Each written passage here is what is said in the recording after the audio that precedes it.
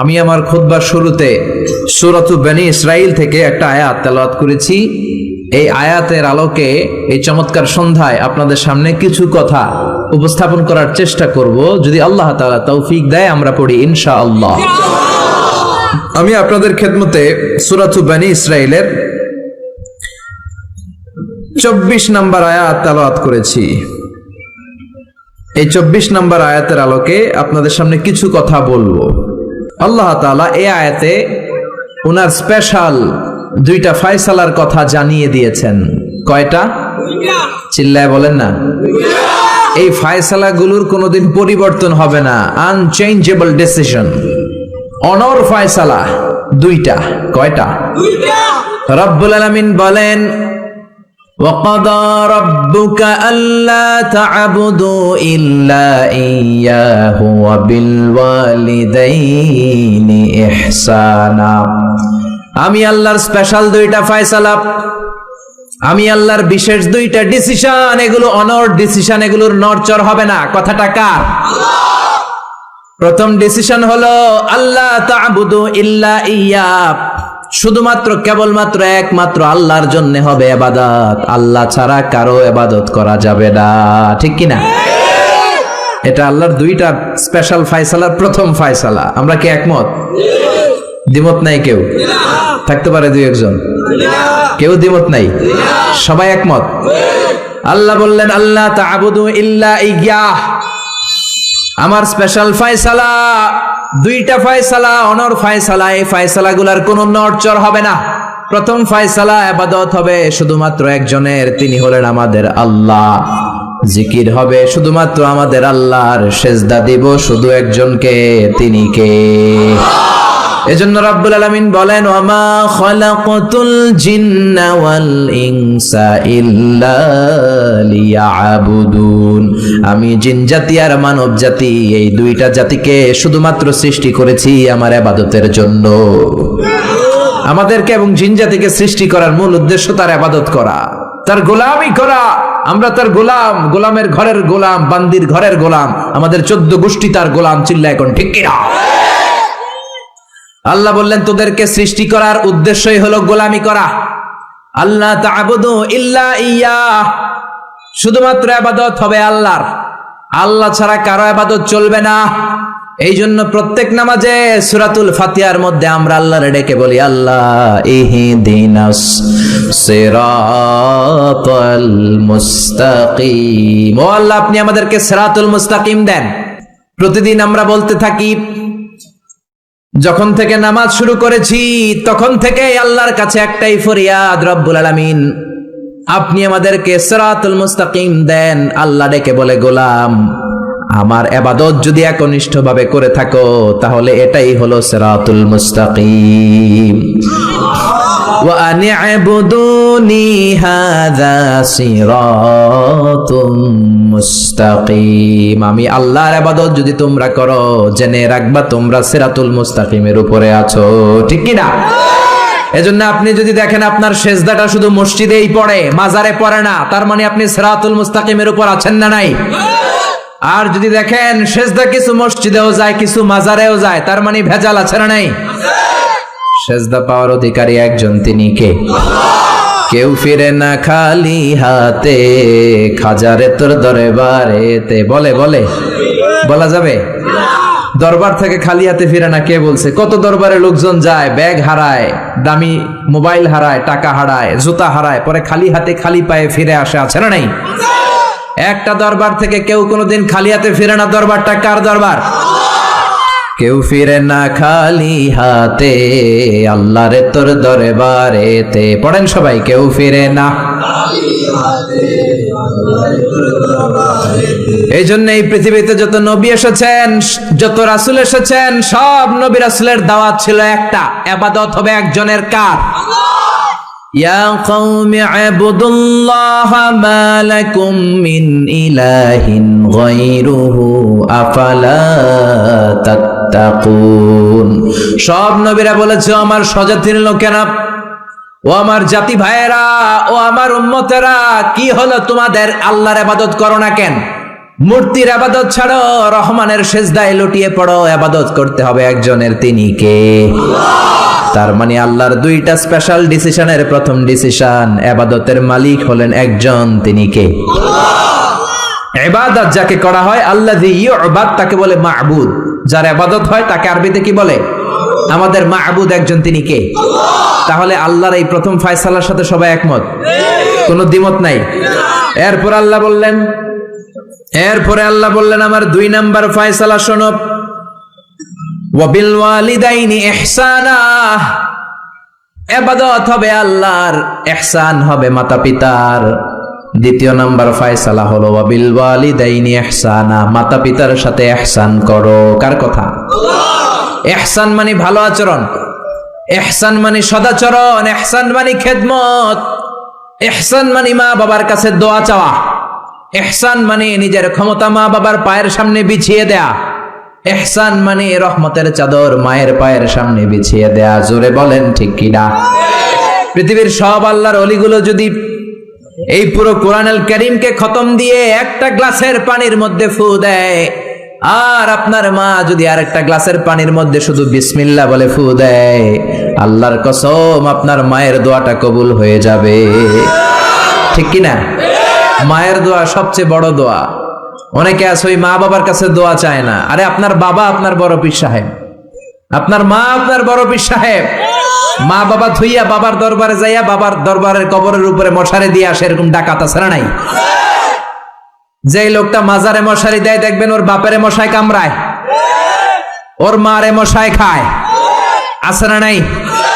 এজন্য আল্লাহ বললেন আমার দ্বিতীয় ফয়সালা, ওয়াবিল ওয়ালিদাইনি ইহসানা, মাতা পিতার সাথে ইহসান করবা। ইবাদত হবে আল্লাহর, ইহসান হবে মাতা পিতার। তাহলে প্রথম ফয়সালা হলো ইবাদত আল্লাহর, দ্বিতীয় ফয়সালা হলো মাতা পিতার সাথে ইহসান করতে হবে। কার কথা? দ্বিতীয় ফয়সালার সাথে কোনো দ্বিমত আছে? এটাও একমত। আল্লাহর ইবাদত করা কি ফরজ না নফল? আল্লাহর ইবাদত যেমনি ফরজ, মাতা পিতার প্রতি ইহসান করা এটাও ফরজ। ঠিক কিনা? মা বাবার সাথে ভালো আচরণ, ইহসান, এটা নফল নয়, এটা অপশনাল নয়, এটাকে কম্পালসারি করে দিয়েছে কে? আমরা বললাম আল্লাহ আপনার দুইটা ফয়সালার সাথে আমরা একমত, কিন্তু আপনার ইবাদত কেমন করে করব আমরা বুঝলাম, কিন্তু মা বাবার সাথে ইহসান কেমন করে করতে হয় আমরা জানি না। ইহসান কাকে বলে আমাদেরকে বুঝায়া দেন। রব্বুল আলামিন নিজেই ইহসানের ব্যাখ্যা দিতে শুরু করলেন, ইম্মা يبلغن عندك الكبر أحدهما أو كلاهما فلا تقل لهما أف। আল্লাহ নিজেই ইহসানের ব্যাখ্যা দিয়ে বলছেন, ইহসানের প্রথম ব্যাখ্যা হলো মা বাবা একজন কিংবা দুইজন যখন বার্ধক্যে উপনীত হয়ে যায়, মা বাবার একজন কিংবা দুইজন যখন বয়সে উপনীত হয়ে যায়, তাদের কোনো কাজের কারণে নাক ছিটকানো যাবে না। এটাই ইহসান। কোন সুবহানাল্লাহ। মা বাবা যখন বয়সে পৌঁছে যায়, আমাদের অনেকের আব্বা আম্মার বয়স হয়ে গেছে না? আমার আব্বারই তো বয়স হয়ে গেছে 60-এর উপরে। তো আপনারা যারা, আপনাদের আব্বার বয়স 60-70 হয়ে যাবে। আল্লাহ বললেন বাবা মার বয়স যখন 70-80-তে চলে যায়, খবরদার তাদের কোনো কাজে নাক ছিটকাবা না, তাদের কোনো কর্মকাণ্ডে উহ আহ শব্দটাও বলবা না। কথাটা কার? কারণ তোমরা যখন ছোট ছিলা তোমাদের কোনো কর্মকাণ্ডে তোমার বাবা মা কিন্তু নাক ছিটকায় নাই। ঠিক এরা? আমরা যখন ছোট ছিলাম মা বাবারে জ্বালা যন্ত্রণা দিতাম, তখন কিন্তু আমাদেরকে মা বাবা ঘর থেকে বের করে দেয় নাই। দিয়েছে? আপনার কত আগের স্মৃতি মনে আছে? আপনার বয়স যখন 3 কি কি ঘটছিল মনে আছে? তো 3 বছর যদি মনে না থাকে, বয়স যখন 2 ছিল ওইটা মনে আছে? বয়স যখন 1 ছিল, যন্ত্রণা জ্বালা যন্ত্রণা তো ওই সময় করছেন বেশি। ঠিক কি না? শীতের রাতে ডান দিকে আমার মা আমারে শোয়ালো, খেয়াল করে বুঝেন। মাঘ মাসের কনকনে প্রচন্ড শীত, পেশাব করে ডান দিকটা ভিজিয়ে দিয়েছি, মা আমারে ঘর থেকে বের করে দেয় নাই। আদর করে সোহাগ করে যত্ন করে আমার মা আমারে বাম দিকে রেখেছে, আবার বাম দিকে পেশাব করে ভিজিয়ে দিয়েছি, ঘর থেকে বের করে দেয় নাই। রাত 3টার দিকে আমার মা বাম দিক থেকে উঠিয়ে তার বুকের মধ্যে আমারে রেখেছে। রাত 3টার দিকে পেশাব করে আমার মায়ের বুকটা আমি 3টার দিকে ভিজিয়ে দিলাম। আমার মা তখন আমারে ঘর থেকে বের করে দেয় না, ইয়েতিমখানায় ফেলে আসে নাই, রাস্তায় ফেলে আসে নাই। রাত 3টার দিকে শাড়িটা চেঞ্জ করে, জামাটা চেঞ্জ করে আবার বুকে নিয়ে ঘুমাতে গিয়েছে, ঠিক কিনা? এজন্য আল্লাহ বুঝাতে চাইলেন ইহসান কারে বলে। শোনো শোনো, ওই বাবা মা যখন বয়স 70 হয়ে যাবে, ওই বাবা মার বয়স যখন 80 হয়ে যাবে, খবরদার খবরদার বাবা মার কোনো কাজে নাক ছিটকাবা না, উফ শব্দটাও করবা না। তোমরা যখন জ্বালাতন করেছো, বাবা মা তোমাদেরকে ঘর থেকে বের করে দেয় না, ইয়েতিমখানায় রেখে আসে নাই। এখন বয়সের কারণে বাবা মা যদি জ্বালাতন করে, বাবা আর মারে বৃদ্ধাশ্রমে রেখে এসো না, ঠিক কিনা? এজন্য আল্লাহ ডেকে বললেন খবরদার বাবা মারে বৃদ্ধাশ্রমে রেখে এসো না। তোমাদের জ্বালা যন্ত্রণা বাবা মা সহ্য করেছে, তোমারে ঘর থেকে বের করে দেয় না, ইয়েতিমখানায় রেখে আসে নাই। এজন্য বাবা মা যদি ঘরের মধ্যে পেশাব করে, পায়খানা করে পরিষ্কার করবা, তাহলে তোমার জীবনটারে উজালা করে দেবে কে? বৃদ্ধাশ্রমে রেখে আসা যাবে? বাবা মারে যদি বৃদ্ধাশ্রমে রেখে আসো, মনে রাখবা তোর কপালে বৃদ্ধাশ্রম জুটবে না। তুমি যদি বাবা মারে বৃদ্ধাশ্রমে রেখে আসো, তুমি বয়স্ক হলে তোমার কপালে বৃদ্ধাশ্রম নাই, ঠিক কিনা? ভাঙ্গা থালা হাতে নিয়ে তুমি রাস্তায় ভিক্ষা করে খাবা।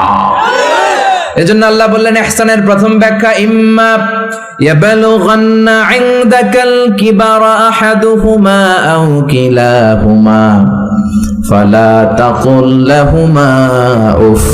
বাবা মা যখন বার্ধক্যে উপনীত হয়, তাদের কোনো কাজে নাক ছিটকাবা না, উফ শব্দটাও করবা না, উফ আহ এটাও বলা যাবে না। কথাটা কার?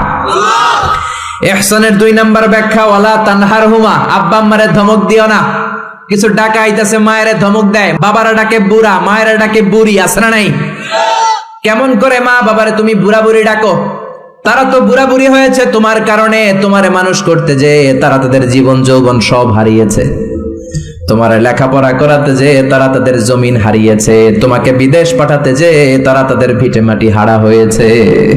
কিছু লোক আছে এলাকার সবার সাথে খুব মিষ্টি আলাপ, বন্ধু বান্ধবের সাথে খুবই ভদ্রতা, কিন্তু ঘরে ঢুকলেই মায়ের সাথে ঝিড়কি দিয়ে কথা বলে, ধমক দিয়ে কথা বলে, এরকম বেয়াদব আছে না নাই? আল্লাহ বললেন ওয়ালা তানহারহুমা, ধমক দিও না, তোমার সব আমলগুলো বাতিল করে দিবে কে? ওয়ালা তানহারহুমা ওয়া কুল লাহুমা কওলান কারীমা, বরং বাবা মার সাথে কোমল আচরণ করো। যত ভদ্রতা তুমি জানো, যত নম্রতা তুমি শিখেছো, যত কার্টিসি তুমি জানো, সব কার্টিসি বাবা মার সাথে মেনটেন করবা। যত সফটলি কথা বলা যায়, যত কোমল ভাবে কথা বলা যায়, যত মোলায়েম ভাষায় কথা বলা যায়, বলতে হবে কার সাথে? জোরে বলেন, রাজি আছেন তো? রাজি আছেন? এরপর আল্লাহ বললেন ওয়াখফিদ লাহুমা জানাহায যুল্লি মিনার রাহমাতি ওয়া কুর রাব্বিরহামহুমা কামা রাব্বায়ানি সাগীরা। ওয়াখফিদ লাহুমা জানাহায যুল্লি মিনার রাহমা, বাবা মার জন্য রহমতের চাদর বিছিয়ে দাও। তোমার যত সম্পদ আছে মা বাবার পায়ের সামনে বিলিয়ে দাও, তোমার জীবনে বরকত দিবে কে? এজন্য প্রথম বেতন পেলে টাকাটা দিবেন মায়ের হাতে, গিফট কিনলে আগে দিবেন মাকে। বউরে দিবেন না ওটা বলতেছে না, বউরে তো দিবেনই, কিন্তু আগে মায়ের হাতে কিছু দিবেন, তাহলে আপনার ইনকামে বরকত দিবে কে? আর বাবা মা একজন কিংবা 2 জন যদি দুনিয়া থেকে বিদায় নেয়, বাবা মার কবরের সামনে দাঁড়িয়ে চোখের পানি ছেড়ে তোমরা পড়ো রব্বিরহামহুমা কামা রাব্বায়ানি সাগীরা ওয়া কুর রাব্বিরহামহুমা কামা রাব্বায়ানি সাগীরা।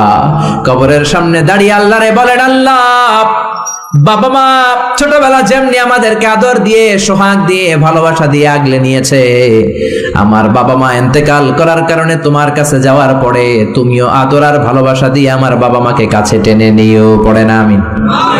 আর জোরে পড়ে না আমিন? এজন্য আল্লাহর ফয়সালা 2টা। জোরে বলেন কয়টা? সবাই বলেন। ঘুম আসছে তো জিমাই পড়েন কেন? ফয়সালা কয়টা? 1 নাম্বার ফয়সালা ইবাদত হবে একজনের, তিনি কে? 2 নম্বরে খেদমত করতে হবে কার? বিশ্বনবী বললেন এই পৃথিবীতে যত ভালো আমল আছে তার মধ্যে শ্রেষ্ঠ ভালো আমল হচ্ছে মা বাবার খেদমত, বিররুল ওয়ালিদাইন। এক সাহাবী বললেন আইয়ুল আমালি আফদাল ইয়া রাসূলুল্লাহ, ও নবী, সবচেয়ে ভালো আমল কোনটা? বিশ্ব নবী বললেন সবচেয়ে ভালো আমল তিনটা। জোরে কোন কয়টা? এক নম্বরে আসসালাতু ফি ওয়াক্তিহা, সময় মতো নামাজ। যেখানে আজান হবে ওই জায়গায় নামাজ পড়ার দরকার আছে না নাই? সালাতে কায়েম করো, সালাতে কায়েম করো, হবে সম্মানী তুমি, হবে জান্নাতি তুমি, হবে সম্মানী তুমি, হবে জান্নাতি তুমি। দিবে কাল হাসরে শীতল ছায়া আরশে আজিম, রব্বিয়াল আলা, রব্বিয়াল আযীম। ঠিক কি না? এক নাম্বার ভালো আমল হচ্ছে সময় মতো নামাজ। দুই নাম্বার সবচেয়ে ভালো আমল হলো বিররুল ওয়ালিদাইন, মাতা পিতার খেদমত করা। তিন নাম্বারে সবচাইতে ভালো আমল হলো আল জিহাদ ফি সাবিলিল্লাহ, আল্লাহর রাস্তায় জিহাদ করা। সুবহানাল্লাহ। তার মানে পৃথিবীর সবচাইতে তিনটা ভালো আমলের মধ্যে মা বাবার সাথে খেদমত করাটা আছে না নাই? এই পৃথিবীর সবচেয়ে ভালো আমল যে তিনটা, এর মধ্যে মা বাবার খেদমত করাটাও আছে। ঠিক কি না? আর এক হাদিসে বিশ্ব নবী বললেন মা বাবার খেদমত করা জিহাদের চেয়ে বেশি সওয়াবওয়ালা। এক সাহাবী আসলেন, যা রাজুলুন ইলা রাসূলিল্লাহ ইস্তাযিনুহুল জিহাদ, এসে বললেন ও নবী, জিহাদে যেতে চাই, জিহাদে যাওয়ার অনুমতি দেন। বিশ্বনবী বললেন ও সাহাবী, ঘরে আব্বা আম্মা আছে নাকি? সাহাবী বললেন আছে। বিশ্বনবী বললেন ফাফিহিমা ফাজাহিদ, ঘরে যাও, বাবা মার খেদমত করো। বাবা মার খেদমত করলে ঘরে বসেই জিহাদের সওয়াব পাবা। বাবা মার খেদমত করলে ঘরে বসেই জিহাদের সওয়াব পাওয়া যায়। চিল্লায় পড়েন আল্লাহু আকবার। এজন্য বাবা মা খুশি হলে আরশের মালিক খুশি, বাবা মা নারাজ তো আরশের মালিক নারাজ। এজন্য বিশ্বনবী বলতেন রিদার রাব্বি ফি রিদাল ওয়ালিদ, বাবা মা যদি খুশি হয় আল্লাহ খুশি হয়। ওয়া সাখাতুর রাব্বি ফি সাখাতিল ওয়ালিদ, বাবা মা যদি নাখোশ হয়ে যায় আরশের মালিক আল্লাহ নাখোশ হয়ে যায়। এজন্য বাবা মার কাছ থেকে দোয়া নেওয়ার দরকার আছে না নাই? বিশ্বনবী বলতেন জান্নাতে দুইটা স্পেশাল দরজা আছে, একটা দরজার নাম আব্বা, আরেকটার নাম মানে আল আব, আরেকটা আল উম। এই দুইটা দরজা আমাদের ঘরে আছে না নাই? এজন্য বিশ্বনবী বলতেন দুইটা দরজা তোমাদের ঘরে আছে, উমা জান্নাতুকা ওয়া নারুক, বাবা মাই তোমার জান্নাত, বাবা মাই তোমার জাহান্নাম। এজন্য বাবা মার সাথে কেমন আচরণ করবা তোমাদের decision, the decision is yours. তুমি ডিসাইড করবা তুমি জান্নাতে যাবা না জাহান্নামে যাবা। আপনি কপালে যত সেজদা দেন, যত কপাল কালো বানান, যতগুলো হজ করে আল হজ টাইটেল লাগান, যত যাকাত দেন, যত আমল করেন, আপনার মা যদি আপনার উপর নাখোশ হয়ে আল্লাহর কাছে বদদুয়া দেয়, আপনার সব আমলগুলোরে বরবাদ করে দিবে কে? এজন্য বাবা মা যদি হিন্দু হয়, বাবা মা যদি নাস্তিক হয়, তারপরও মা বাবার দোয়ার দরকার আছে না নাই? বাংলাদেশে এরকম অনেক হিন্দু ফ্যামিলি আছে, ছেলে মুফাসসিরে কোরআনের তাফসীর শুই না, মুফাসসিরের হাতে হাত রেখে কালিমা পড়ে মুসলমান। এরকম হিন্দু ছেলে আছে না নাই? কিন্তু বাবা মা মুসলমান হয় নাই। এখন বাবা মার সাথে খারাপ আচরণ করা যাবে? বাবা মা যদি হিন্দু হয়, বৌদ্ধ হয়, বাবা মা যদি খ্রিস্টান হয়, সে তোমার বাবা মা। ঠিক কিনা? বিশ্ব নবীর শালীর নাম আসমা। কি নাম? আসমা বিনতে আবি বকর, বুখারীর বর্ণনা।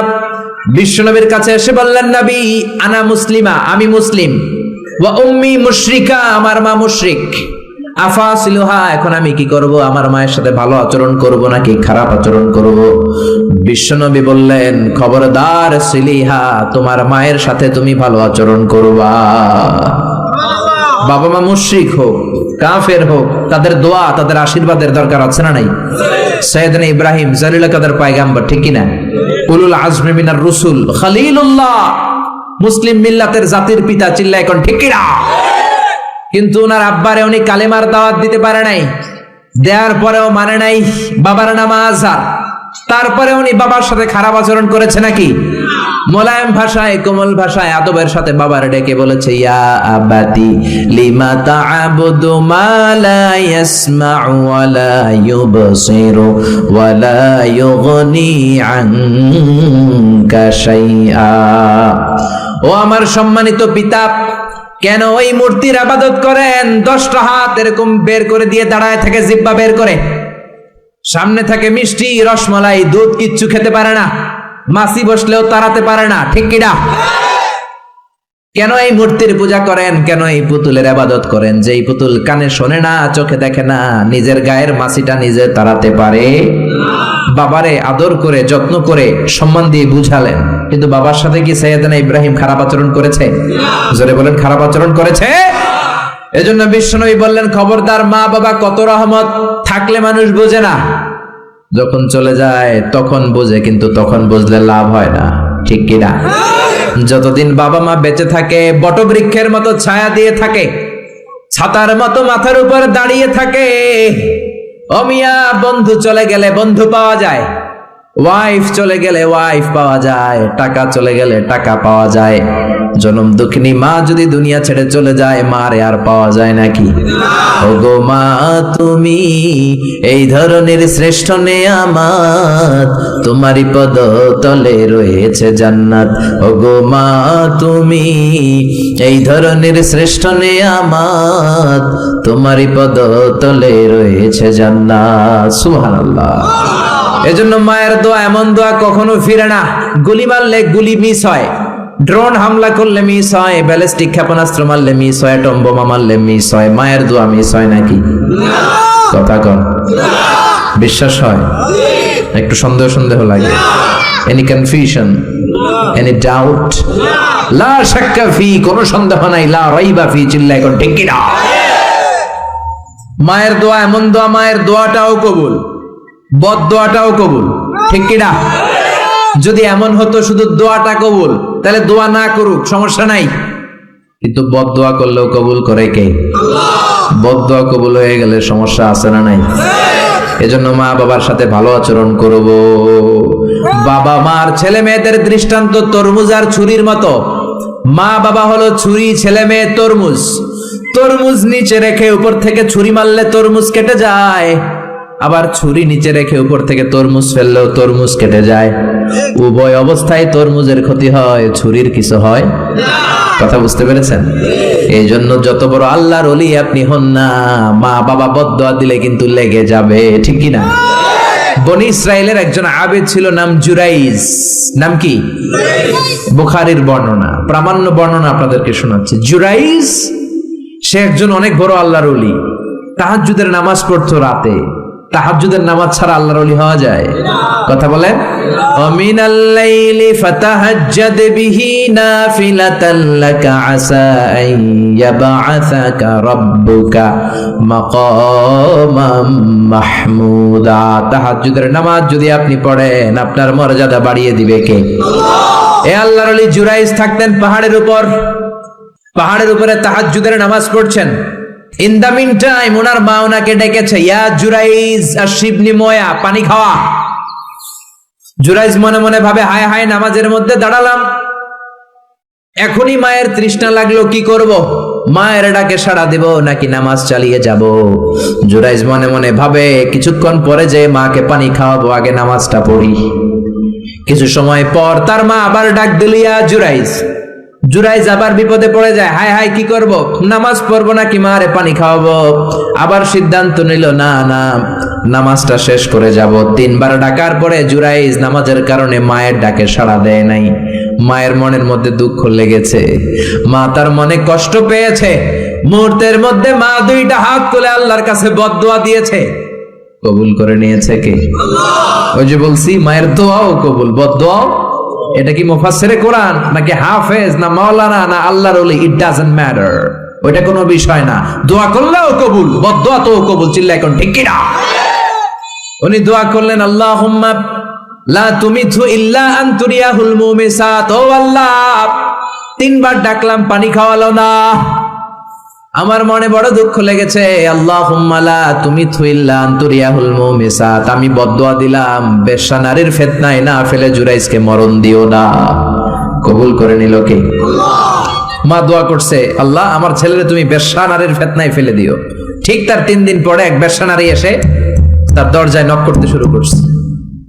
তাহাজ্জুদের নামাজের পর জুরাইজ দরজা খুলে দেখে এক বেশ্যা নারী। বেশ্যা নারী বলে, দেখো আমি কত সুন্দরী, অনন্যা, সুস্নিগ্ধা, প্রিয়ংবদা, সুহাসিনী, সুকেশিনী, সুভাসিনী, অসূর্যম পশা, কাক পক্ষীও টের পাবে না, কেউ জানবে না তুমি আমার সাথে অপকর্ম করো।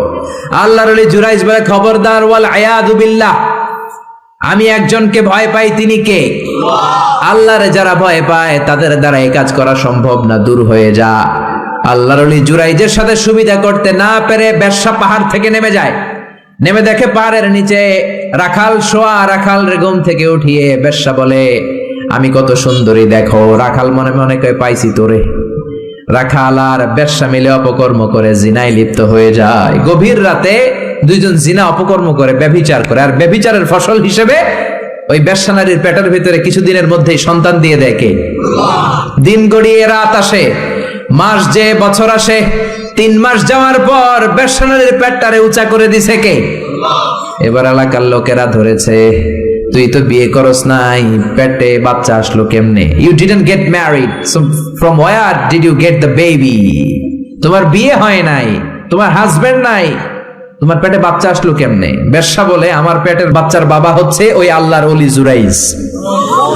জুরাইজ আমার সাথে অপকর্ম করেছে রাতের আধারে, কেউ দেখে নাই। সবাই মিলে জুরাইজ রে ধরো, এটা ভণ্ড। কথাটা হাসানা মিসা? কত পার্সেন্ট মিসা? সবাই কয়, হায় হায়, এতদিন ভাবতাম আল্লাহর ওলি, এখন দেই ভণ্ড। দিনের বেলা তুমি জুব্বা পরো, তোমার কাছে পানি পড়ার জন্য যাই, আর রাতের বেলা অপকর্ম। আজকে তোর ভণ্ডামি ছুটামো। উপর মে পাক সাফ, আন্দার মে খালাত মালাত। উপর দিয়া তুমি অনেক ভালো জুরাইজ, ভিতরে তোমার এত গোলমাল। উপর দিয়া ফিটফাট, ভিতর দিয়া সদরঘাট। আজকে তোর সদরঘাট বের করুন। সবাই লাঠি ছোটা নিয়ে তার গির্জা ভাঙতে গিয়েছে। গির্জা ভেঙে মাটির সাথে মেশাকার। কলার ধরে টেনে হিচড়ে জামিনে নামানোর পরে জুরাইজ বলে, কি অপরাধ করলাম ওইটাই তো কইলি না, মারস কেন? কয়, তুই একটা ভণ্ড। তুই কি?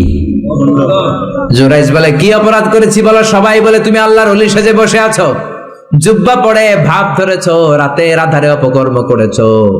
এই বেশ্যা নারীকে তুমি গর্ভবতী করেছো। এই বেশ্যা নারীর পেটের ভেতরে যে সন্তান, এইটার বাবা হইলি তুই জুরাইজ। জুরাইজ কয়, খাইছে। কি বিপদে বললাম, আমি তো চিনি নাই বেশ্যাকে। জুরাইজ বলল, ঠিক আছে, কি করবা? সবাই কয়, তোর ডেথ পেনাল্টি, মৃত্যুদণ্ড। কি দণ্ড?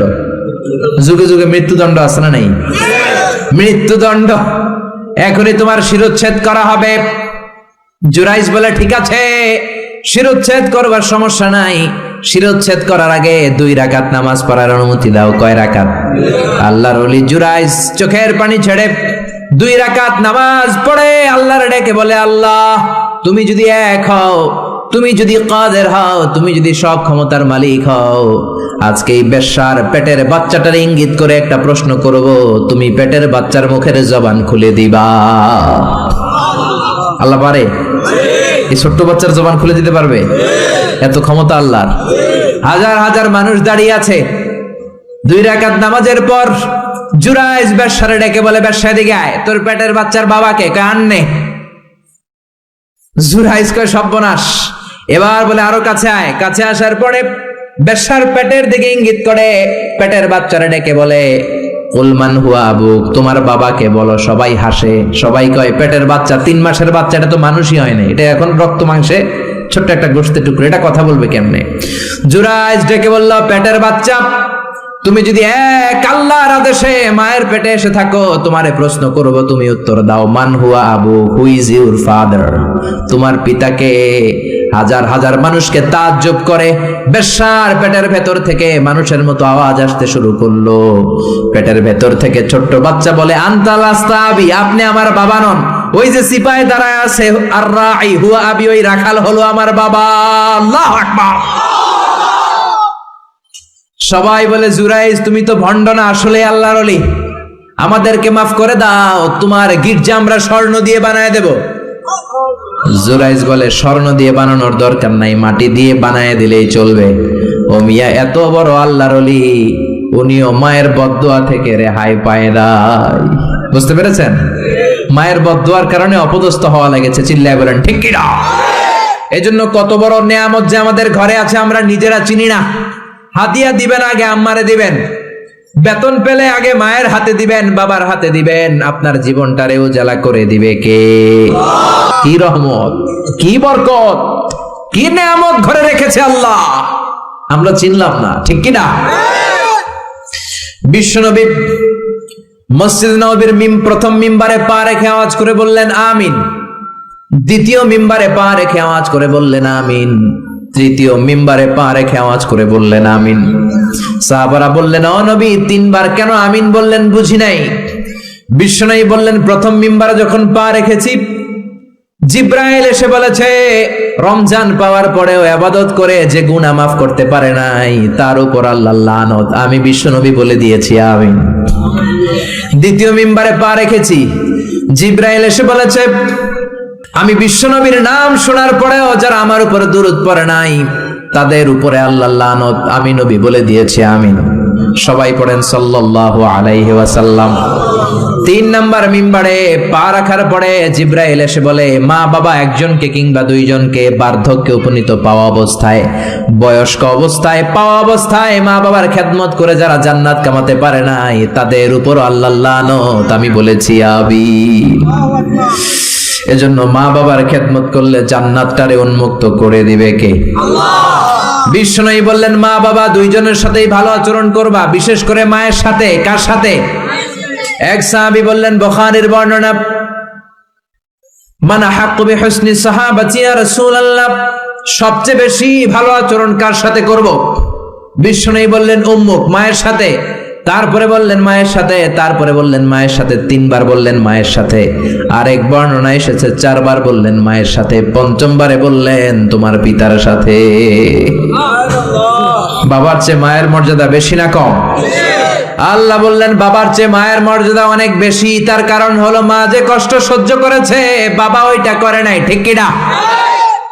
হামালাতহু উম্মুহু, বাবা তোমারে পেটে ধরে নাই, পেটে ধরেছে কে? দুই নম্বরে বললেন ওয়াহানান আলা ওয়াহান, বোঝার পরের বোঝা, যন্ত্রণার পরের যন্ত্রণা 10 মাস 10 দিন বাবা সহ্য করে নাই, করেছে কে? তিন নম্বরে বললেন ওয়াফিসালুহু ফি আমাইন, 2 বছর বাবা দুধ খাওয়ায় নাই, দুধ খাওয়ালো কে? 2 বছর আপনি দুধ খাইছেন, তার মানে কত লিটার দুধ আপনি খেয়েছেন, কত গ্যালন, কত গ্লাস দুধ আপনি খেয়েছেন, কোনো হিসাব আছে? বিশ্বনবী ধমক দিয়ে বললেন লাউ কাতাআতা জিলদাক, জিলদ মানে কি? চামড়া। লাউ কাতাআতা জিলদাক, তোমার চামড়াগুলো কেটে রোদে শুকিয়ে যদি মায়ের পায়ের 2টা জুতা বানিয়ে দাও, ওই যে ছোট্টবেলায় 1 ঢোক দুধ তুমি খেয়েছিলা, ওই একটা ঢোক দুধের শোধ আদায় হবে নাকি? মায়ের দুধের শোধ আদায় হবে? জোরে বলেন আদায় হবে? আদায় হবে। যেদিন আমাদেরকে জন্ম দিলেন কতটা কষ্ট সহ্য করেছেন, মনোযোগ দিয়ে শোনেন। মেডিকেল সায়েন্টিস্টরা বলে কোন সুস্থ মানুষ তার দেহে 45 ইউনিটের বেশি ব্যথা সহ্য করতে পারে না। একজন তাজা সুস্থ মানুষ তার দেহে 45 ইউনিট পেইন একবারে সহ্য করতে পারে। ব্যথার মাত্রা যদি 45 ইউনিটের বেশি হয়, লোকটা হয় বেহুশ নয় মরে যাবে। আমার আর আপনার মা আমাদেরকে জন্ম দিতে যে 57 ইউনিটেরও বেশি ব্যথা সহ্য করেছেন, 57 ইউনিট প্লাস। কেন ইমাজিন, এটা কি কল্পনা করতে পারেন? কল্পনা করতে পারেন? 57 ইউনিটেরও বেশি, যেই ব্যথাটা কোনো অ্যাক্সিডেন্টে আপনার দেহের 20টা হাড্ডি একসাথে ভেঙে গেলে যত ব্যথা, তার চেয়েও বেশি ব্যথা। চিল্লায় এখন আল্লাহু আকবার। এজন্য আল্লাহ ডেকে বললেন খবরদার মায়ের সাথে বেয়াদবি করো না। মায়ের সাথে বেয়াদবি করলে তোমার কোনো আমল কাজে আসবে না। বিশ্বনবীর জলিল কদর সাহাবার নাম ছিল আলকামা। কি নাম? আরো জোরে বলেন কি নাম? আলকামা অসুস্থ, ইন্তেকাল করবে, মুমূর্ষ, কিন্তু মুখ দিয়ে কালেমা বেরোয় না। তার আত্মীয় স্বজন সবাই মিলে তার সামনে কালিমা পড়ে, কিন্তু কালিমা বেরোয় না। 3 দিন বিছানায় পড়া। কয়দিন? বিশ্বনবী বলেছেন লাকিনু মাউতাকুম লা ইলাহা ইল্লাল্লাহ, তোমরা তোমাদের মুমূর্ষ মৃত রোগীদের সামনে বসে লা ইলাহা পড়ো। কি পড়ো? কিন্তু বললেন না লা ইলাহা পড়েন, লা ইলাহা পড়েন। অনেকে মারা যাবে, দাদা মারা যাবে, চাচা মরে যাবে, বিছানায় পড়া, কানের সামনে যায় এই লা ইলাহা পড়েন, লা ইলাহা পড়েন। এরকম জোরাজোরি করবেন না, তার রুহু বেরোচ্ছে, এমনিই তো একটা জ্বালা। আবার যদি আপনি চাপাচাপি করেন, সে যদি বলবে শোনা পড়ুন না, ঝামেলা আছে না নাই? এজন্য বিশ্বনবী বললেন জোরাজোরি করো না, কানের সামনে যে আস্তে আস্তে তার সামনে যে পড়তে শুরু করে দাও লা ইলাহা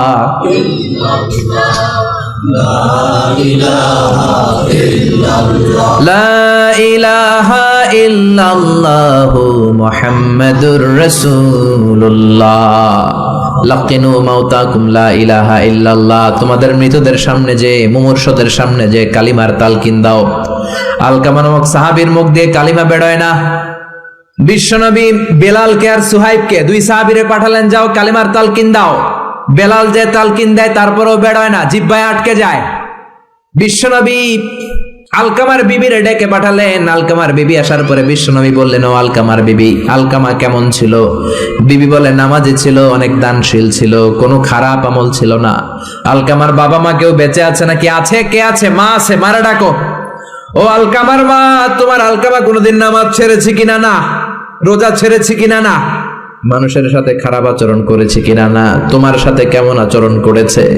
তোমার সাথে কেমন আচরণ করেছে? এই প্রশ্ন করার পরে আলকামার মা কাঁদতে শুরু করে দিলেন। আলকামার মা বলে, নবী আমার কথা শুনতো না, শুধু বউয়ের কথা শুনতো। বউয়ের ওড়না ধরে পিছু পিছু ঘুরতো, আমার মনে কষ্ট দিয়েছে। বিশ্বনবী বললেন, তোমার ছেলেরে তুমি মাফ করে দাও। আলকামার মা বলে, না, মাফ করব না। একথা শোনার পরে বিশ্বনবী বললেন, লাকড়ি আনো, আগুন জ্বালাও, আলকামারে আগুনে ফেলে দেব। লাকড়ি এনে আগুন জ্বালানোর পর আলকামার মা চিৎকার দিয়ে বিশ্বনবীর পায়ে পড়ে যায়। বিশ্বনবীর ডেকে বলে, নবী গো, আপনার দুটা পায়ে ধরি, আমার কলিজার টুকরা আলকামারে আগুনে ফেলবেন না। আলকামা আমার নার ছেড়া ধন, আমার কলিজার টুকরা। ও নবী, অনেক কষ্ট দিয়েছে আমার মনে, কিন্তু আগুনে ফেলবেন না। আগুনে ফেলার জন্য ওরে আমি পেটে ধরি নাই, আগুনে ফালানোর জন্য ওরে আমি মানুষ করি নাই। ও নবী, আমার আলকামারে আগুনে পুড়বেন না। জান জান, আমি আমার আলকামারে মাফ করে দিলাম। বিশ্বনবীর সামনে দাঁড়িয়ে আলকামার মা যখন মাফ করে দেওয়ার ঘোষণা দিল, বিশ্বনবী সাক্ষী, সাহাবীরা সাক্ষী। আলকামা চিৎকার করে পড়তে শুরু করলো, লা ইলাহা ইল্লাল্লাহু মুহাম্মাদুর রাসূলুল্লাহ সাল্লাল্লাহু আলাইহি সাল্লাম। কালিমা পড়ে শেষ নিঃশ্বাস ত্যাগ করেছে। চিল্লায় এখন আল্লাহু আকবার। এজন্য মা বাবার খেদমতের দরকার আছে না নাই? সাইয়েদনা ইব্রাহিম ওনার ছেলেকে রেখে আসলেন মরুভূমিতে, মক্কার জমিনে। তার বিবি হাজেরা সহ হাজার মারা গেল। সাইয়েদনা ইসমাইল বড় হলেন, তাগড়া যুবক। বুখারীর বর্ণনা, জুরহুম নামক কওমের একটা মেয়েকে বিয়ে করে সুখের সংসার করলেন। আল্লাহ বললেন, ইব্রাহিম যাও যাও, তোমার ছেলেরা দেখতে যাও। বুখারীর বর্ণনা, সাইয়েদনা ইব্রাহিম ইসমাইলের বাড়িতে দেখা করতে গেলেন, বেড়াতে গেলেন। সাইয়েদনা ইসমাইল বাড়িতে নাই, বনে গিয়েছে শিকার করতে। কি করতে?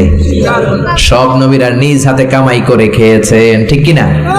শিকার করতে গিয়েছেন। সাইয়েদনা ইব্রাহিম দরজার পাশ থেকে সালাম দিলেন, আসসালামু আলাইকুম।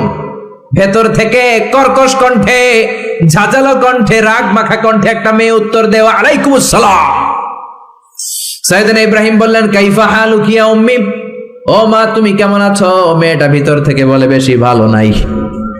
দিনকাল কেমন চলে? কয় সুবিধার না। খাওয়া দাওয়া হয়নি? কয় না, হয় না। আমনে কেডা? সাইয়েদনা ইব্রাহিম বলে, আমারে চিনবা না? ইদা জাআ যাওজুকি মিনাল গাবা, তোমার স্বামী যখন বন থেকে ফিরবে, ফাকরাই আলাইহি সালাম, তোমার স্বামীর একটা সালাম দিবা। ওয়া মুরিহিয়া ইগাইরা আতাবাতা বাবিহি, আর বলবা ঘরের দরজার চৌকাঠ যেন পাল্টে ফেলে। চলে গেলেন। বিকেল বেলা সাইয়েদনা ইসমাইল চলে আসলেন।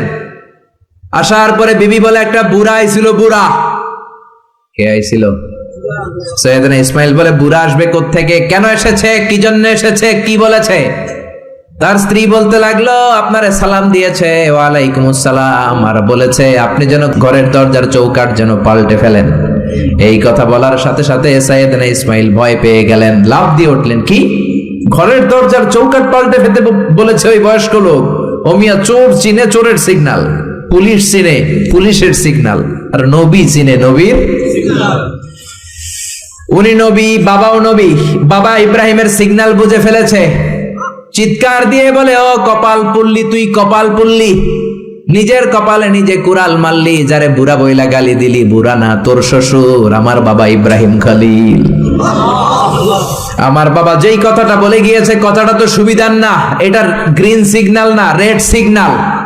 আমার বাবা বলেছে তোরে যেন আমি তালাক দেই, আমি যেন তোরে ডিভোর্স দেই। গেট আউট, বের হয়ে যা, ডিভোর্স দিয়ে দিলাম।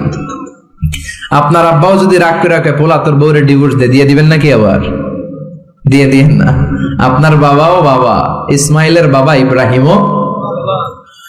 উনি সাধারণ বাবা নন, আল্লাহর পক্ষ থেকে ওহী পেয়ে উনি কথা বলেন। আপনার বাবাও যদি রাগ করে বলে, ও বাবা তোর বউরে তালাক দিয়েন না, কি করবেন? সংলাপ করবেন।